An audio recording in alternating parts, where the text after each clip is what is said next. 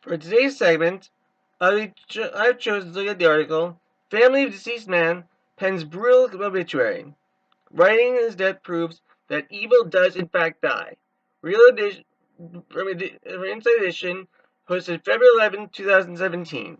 It reads, the family of a Texas man who died penned a skin obituary for the deceased 75-year-old, writing that they called him a brutally honest goodbye that they claimed he deserved.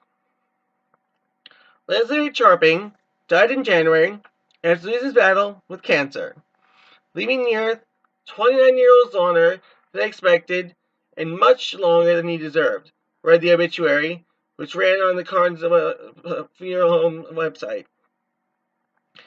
He leaves nothing behind but two believed children, a son, Leslie Ray Charping, and daughter, Sheila Smith, along with 6 grandchildren and countless other victims, including a wife, an ex-wife, relatives, friends, neighbors, doctors, nurses, and random strangers, the biting obituary read. The recounting of Charping's life claimed that he was an abusive parent, was mentally ill, abused drugs and alcohol, and served the Navy as part of a plea deal to escape sentencing on criminal charges. He did not contribute to society or serve his community. He possessed no redeeming qualities, such as quick wit, sarcasm, which was amusing during his sober days, the obit said. With Leslie's passing, he will be missed only for what he never did, being a loving husband, father, and good friend. No services would be held for the Galveston man, it continued, knowing that his remains would be cremated.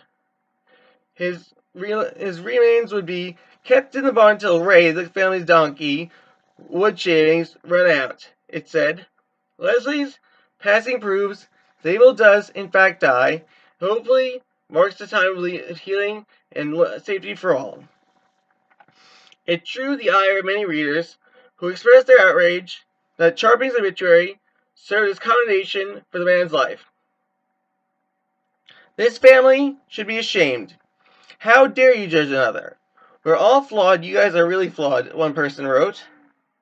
Maybe instead of publishing a list of his faults and failures, they could honor him by volunteering in mental health awareness projects, or with Big Brother and Big Sisters, with the children's domestic abuse shelters from our state. Another person commented, including an offering my condolences to Roy and Sheila. I offer my pity for their equally sad conduct, which may be worse because I'm assuming they aren't mentally ill. The woman who claimed she was his daughter, defended the brutal obituary, telling KTRK, I am not sorry for telling the truth. I am not sorry for standing up for myself. For someone who knew him and family members that knew him, said and to see something on there was a complete list.